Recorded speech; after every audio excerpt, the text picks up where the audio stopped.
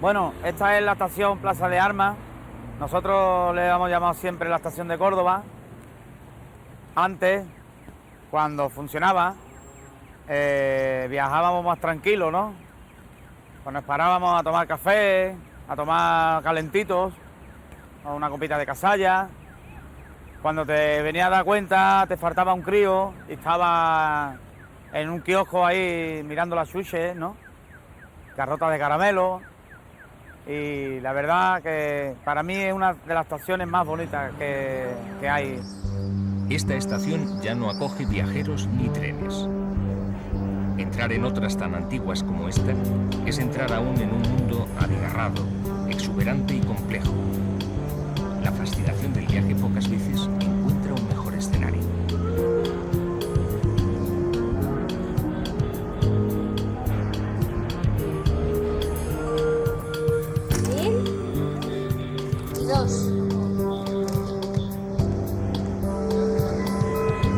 Algo ha cambiado. Los vestíbulos, salas de espera de nuestros días, están llenos de miradas que ya no buscan familiares que llegan. Hojean paneles de salidas y releen lecturas en la aburrida espera.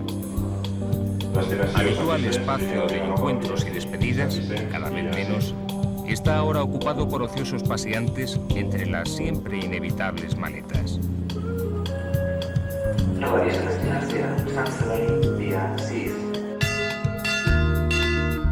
Los ferroviarios siguen aquí. También los trenes, que ahora pasan poco tiempo en los andenes, discretos unos y otros. Aún se repiten escenas conocidas, no por ello menos sugestivas. De la mano del jefe de estación, silbatos y banderolas marcan la salida del tren. Banderas y gorras rojas que después de tantos años le identifican perfectamente y nos tienden un puente hacia esa estación de la memoria de la que es difícil desprenderse. Relojes, campanas, rótulos y alguna vieja cantina impregnada aún de ese especial aroma, pasado y presente de las estaciones.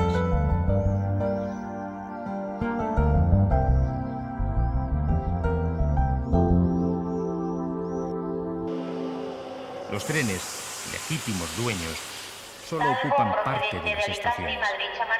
Andenes con personajes habituales, mil gestos y detalles, son partes de un mundo con personalidad propia. La estación surge como necesidad, sin un modelo a seguir.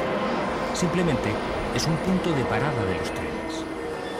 Las únicas exigencias para su construcción son las que plantea la locomotora: altura y ventilación.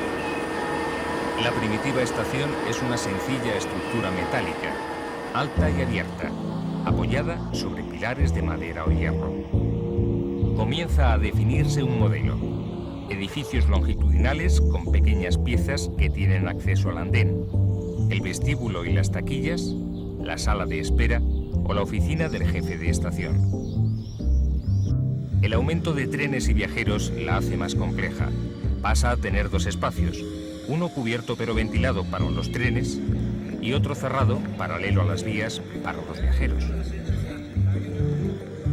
La evolución es muy rápida y en pocos años estas modestas casas de trenes, llamadas al principio embarcaderos, se transforman en atractivas casas de viajeros.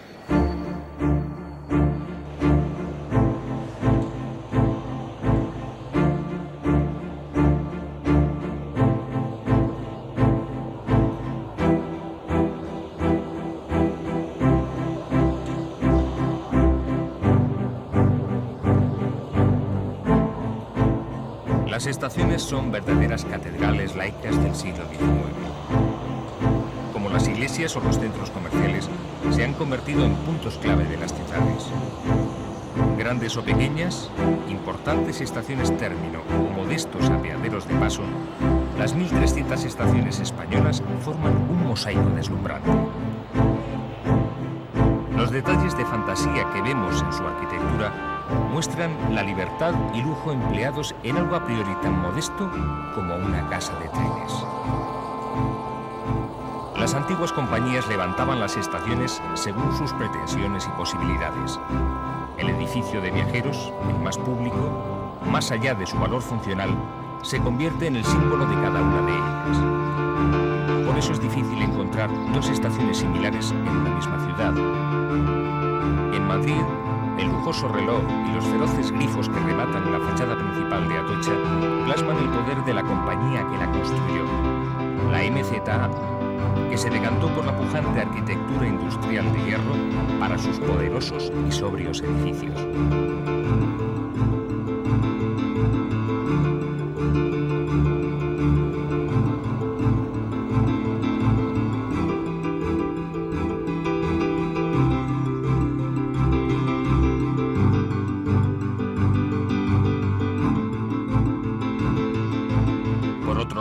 En la de Príncipe Pío, que perteneció a la Compañía del Norte, el nuevo edificio de salidas, levantado hacia 1930, es de un estilo pseudobarroco. Mientras que la primera construcción, de finales del 19, es de gusto afrancesado, con fachadas longitudinales adornadas con arcos y rematadas por mansardas. Un estilo que definió los inmuebles de esta compañía. La mayoría de las grandes estaciones españolas que aún existen se construyeron entre 1870 y 1930, a caballo de los dos siglos. Edificios públicos que marcan la personalidad de sus propietarios, formando un conglomerado de estilos, materiales y estéticas. Desde el Art Nouveau en Bilbao, La Concordia, a las tendencias regionalistas de la Estación del Norte de Valencia, adornada con cerámicas coloristas llenas de referencias a la huerta, pero con un carácter internacional que saluda al viajero.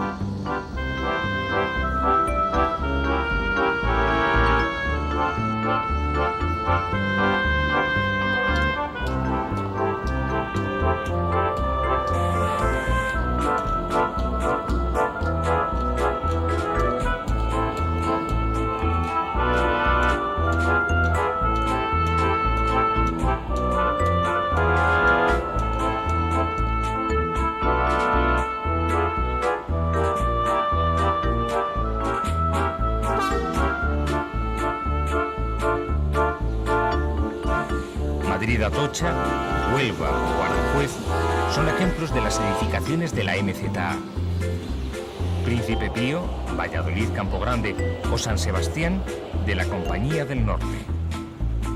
La tercera gran empresa ferroviaria, la Compañía de Ferrocarriles Andaluces, buscando un estilo propio que la identificara, llenó el sur español de influencias árabes, como el soberbio palacete Neumudéjar que es la estación de Jerez de la Frontera. Una escuela que llegó a su máxima expresión en la estación de Plaza de Armas, de Sevilla, perteneciente a su competidora, MZA, donde se suponen influencias de la Alhambra e incluso de la mezquita de Tánger.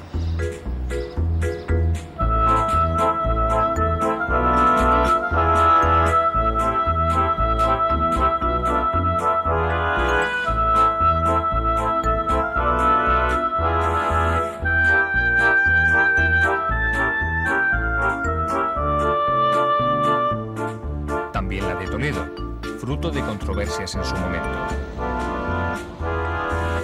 Los ingenieros criticaron a los arquitectos la gratuita construcción de la torre, alabando el enorme esfuerzo realizado para colocar un simple reloj.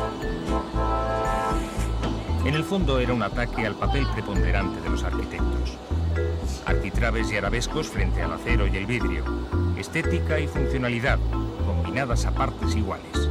Una clara demostración de la rebeldía del edificio frente a la ingeniería del hierro.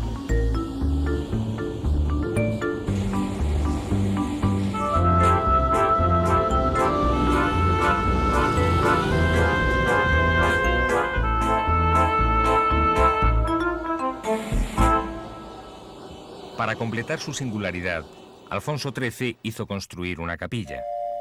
Algo que luego se repetiría en la dictadura del general Franco con Príncipe Pío, donde el salón de autoridades derivó a funciones religiosas. Los dos únicos ejemplos de estaciones confesionales.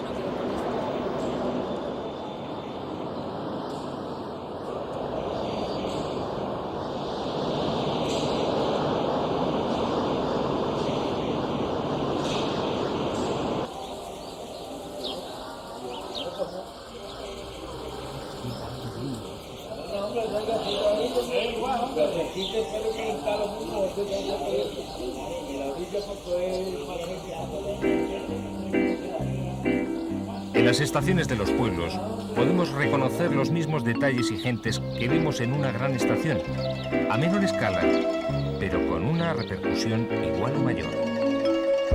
La estación no está en el centro de la localidad, sino a la salida, a veces a cierta distancia, pero nunca aislada. Inevitablemente, se convierte en uno de los vértices del pueblo. El camino a la estación es territorio para taxis, regresos y encuentros, o simplemente uno de los paseos clásicos para los habitantes del lugar. Antes de inaugurarse la estación del ferrocarril solo existía Canfrán, lo que es Canfrán, pueblo actual que llamamos. Está a 4 kilómetros de aquí en Canfrán estación. Y cuando se inauguró la estación, aparte de la estación, se hicieron unos pabellones hechos por el Estado, donde vivían todos los empleados de ferrocarril, de aduanas. El Hotel Internacional en aquellos años era de lo mejor que teníamos en Canfrán, con una sala o salón comedor, una maravilla, con un artesonado fenomenal y unas habitaciones en muy buenas condiciones, con muy buena calefacción. Y entonces el personal que venía aquí a pernoctar a Canfrán prefería este hotel a cualquiera de los que teníamos en aquellos años, hablo de los años 50, en el pueblo de Canfrán. Las estaciones de pueblo tampoco escaparon a los gustos, libertad e imaginación de sus constructores. Hay bellísimos ejemplos en la Neomudéjar de Algodón, la Modernista de Ripoll o esta afrancesada y majestuosa de Canfranc. Tras el cierre del túnel de Somport, la que fue una de las estaciones fronterizas más importantes de España, se encuentra hoy día en un estado de semiabandono.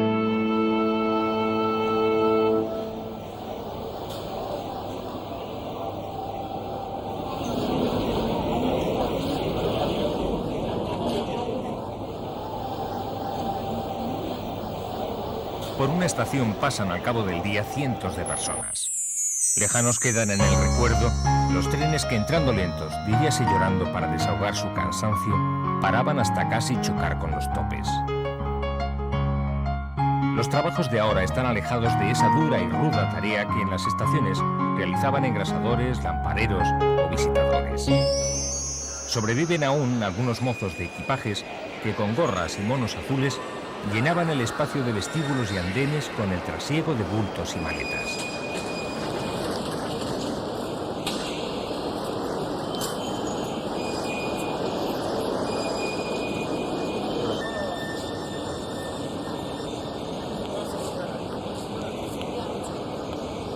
Era tan habitual que muchos de estos trabajadores vivieran en las estaciones que en muchas de ellas se construyó una segunda planta utilizada para viviendas. Los ferroviarios abandonaron las estaciones a la vez que las fábricas de la revolución industrial dejaron de acoger en ellas a los obreros. En unas y otras dejaron definido un estilo de vida.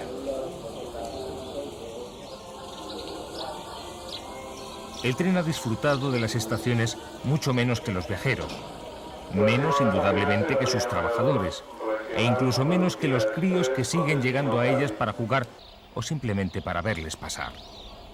¿Quiénes son los dueños de la estación? ¿Trenes? ¿Viajeros?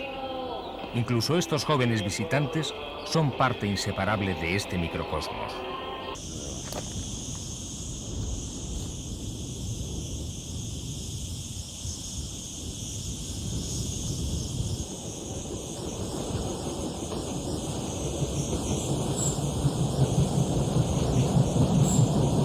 La forma más modesta y austera de estación es el apeadero.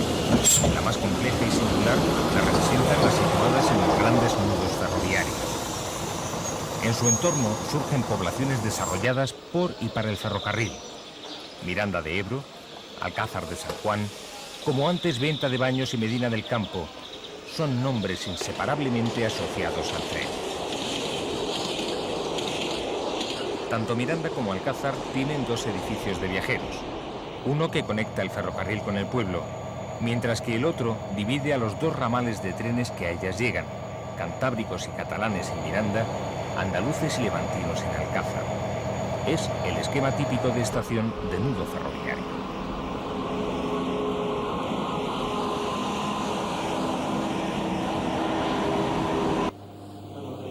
En Alcázar, más de la mitad de la población tiene familiares relacionados con el ferrocarril. Aún funciona el hogar del ferroviario, aunque el viejo espíritu corporativo está en decadencia. Málaga, Granada, Almería, Sevilla, con destino. Un mundo como este, lógicamente, excede sus límites, a veces desbordando cualquier previsión. El efecto de la estación es palpable en cualquier pueblo o ciudad. Las calles próximas a ella son una extensión de este mundo. Hoteles y pensiones viven de los viajeros. Antes de atravesar las puertas de salida, pícaros personajes se encargan de recordarlo. Los bares de las cercanías tienen sus menús y provisiones pensados según los horarios ferroviarios. Es de justicia que tiendas, bares y calles lleven nombres relacionados con el ferrocarril. La estación es una caja de resonancia.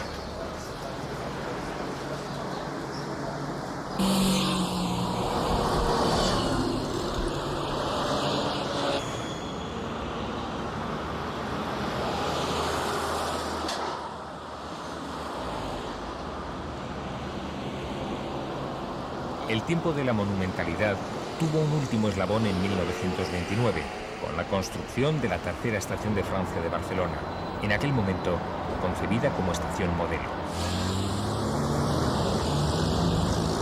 Su gran estructura metálica es una de las últimas cubiertas importantes que se construirían en Europa.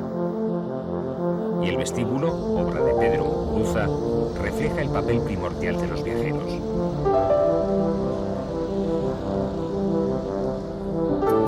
Hoy en día ha perdido gran parte del tráfico ferroviario por su carácter de estación término y alberga en sus edificaciones la Universidad Pompeu Fabra.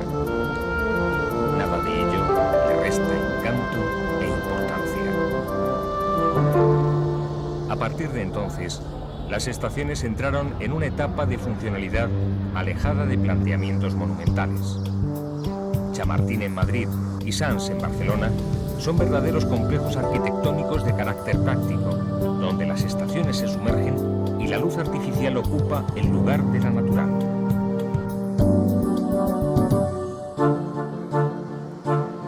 Solo la vidriera de Abando en Bilbao es una excepción notable. Los cambios urbanísticos y el propio desarrollo del ferrocarril preocupan a los arquitectos de las grandes ciudades. En Sevilla, a Antonio Barrionuevo. Yo creo que hay dos problemas ahora pendientes también del ferrocarril, que es un poco el destino final de los edificios de estaciones de viajeros antiguas, ¿no? La estación de Cádiz y la estación de Plaza de Armas, ¿no? Y estos proyectos deben conducirse con la máxima dignidad, porque son edificios que antes que un aprovechamiento de ellos son parte constitutiva de la historia de la ciudad y del ferrocarril. Concluidos sus días ferroviarios con la llegada del AVE, Sevilla Plaza de Armas no renuncia a la funcionalidad.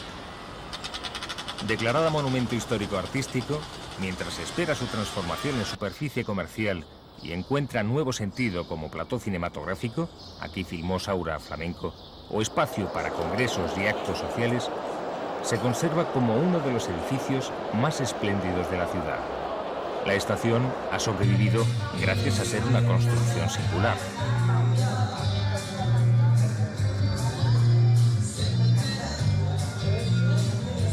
En algunos pueblos, las estaciones se han reconvertido en escuela-taller, conservatorio o bar de copas en el caso del Alfaz del Pi, que se desdobla y hace trabajo extra para rentabilizarse y sobrevivir.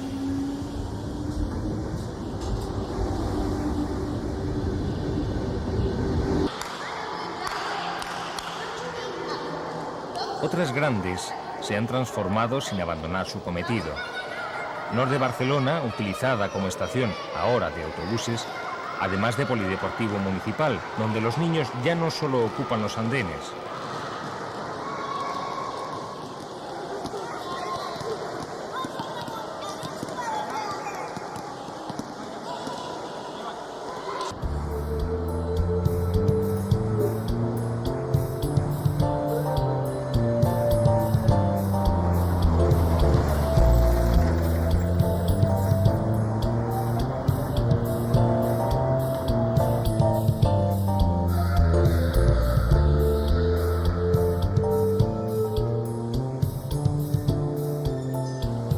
y Atocha, que aún mantiene su antiguo edificio de viajeros en uso.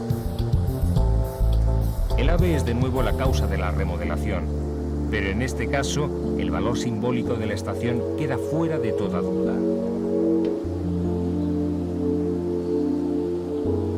El proyecto se sometió a concurso y todos los participantes conservaron la vieja marquesina de hierro en sus proyectos. La estación quiere ser más acogedora que nunca. Hoy en Atocha podemos encontrarnos una exposición del más variado tema entremezclada con bares y tiendas. El jardín tropical nos proporciona una nueva versión de los grandes vestíbulos, sin problemas de agitación, carbonilla o pesados fardos. Invita al relajo para recuperar un valor otrora emblemático del tren, la comodidad, muchas veces olvidado.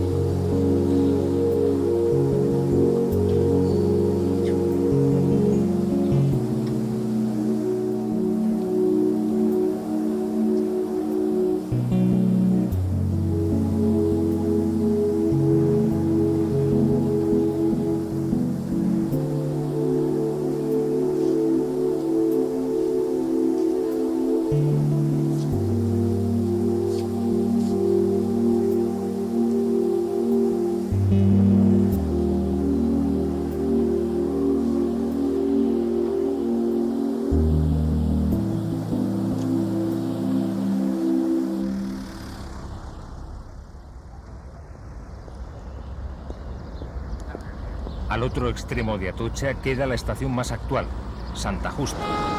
Aquí en Sevilla se despejan las dudas sobre el futuro de las estaciones.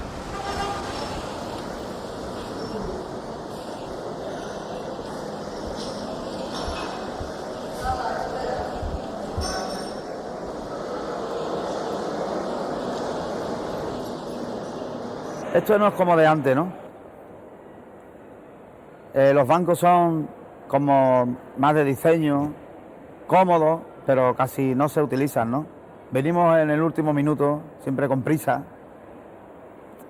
Tomamos, si podemos, el café bebido y ala, coger el tren. Es como un centro comercial que te venden una camisa o un coche también, o muchas cosas, ¿no? Te pueden. Y la gente está más cómoda aquí porque tiene aire acondicionado, ¿eh? Y en verano pues aquí es, bueno, en Sevilla hace mucha calor y, o sea, una estación moderna, pero me gusta.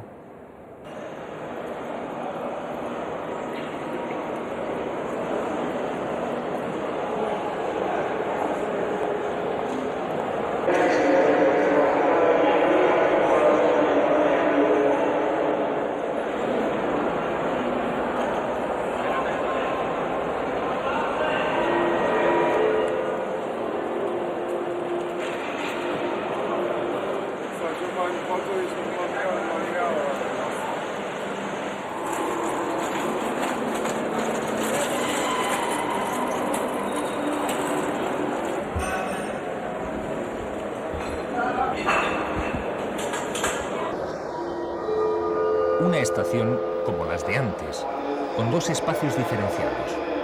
Uno para los viajeros, con los servicios y comodidades que corresponden a un edificio de finales del siglo XX, pero también con los condicionantes derivados de la necesaria rentabilidad comercial.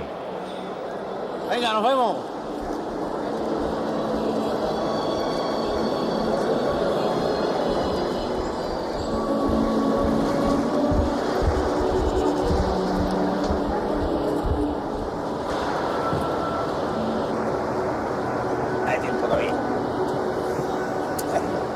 Otro para los trenes, más aislado del anterior y mejor dotado técnicamente en sus accesos, concebido con la sencillez de líneas y formas de la arquitectura actual, donde juegan los volúmenes y la luz. Una uniformidad arquitectónica heredada de las bellas estaciones del siglo pasado.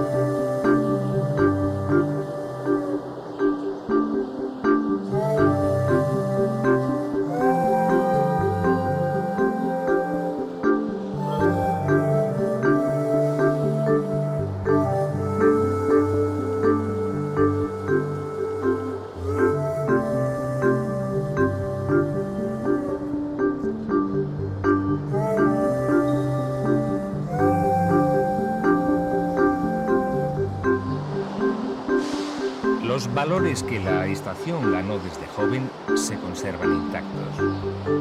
El tren sigue teniendo la sensación de entrar en una casa envolvente. Es fácil comprobar que las mejores cualidades de una estación siguen en pie. Espectacularidad arquitectónica en el edificio y un crisol humano en los andenes.